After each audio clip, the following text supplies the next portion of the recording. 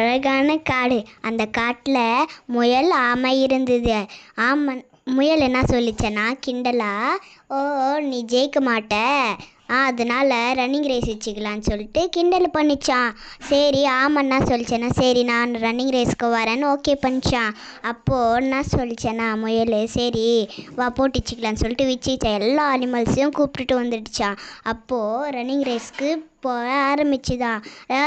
அப்போ ஆமை மெதுவாக போயிருந்துச்சா. ரேபிட் என்ன பண்ணுச்சு, சரி அது மெதுவாக போவோம், நம்ம அது வரையும் கொஞ்சம் நேரம் மரத்துக்கு படுத்துனே இருக்கலாம், ரெஸ்ட் எடுத்துக்கலாம், அது ஸ்லோவாக தானே போகுதுன்ட்டு தூங்கிட்டு இருந்துச்சான்.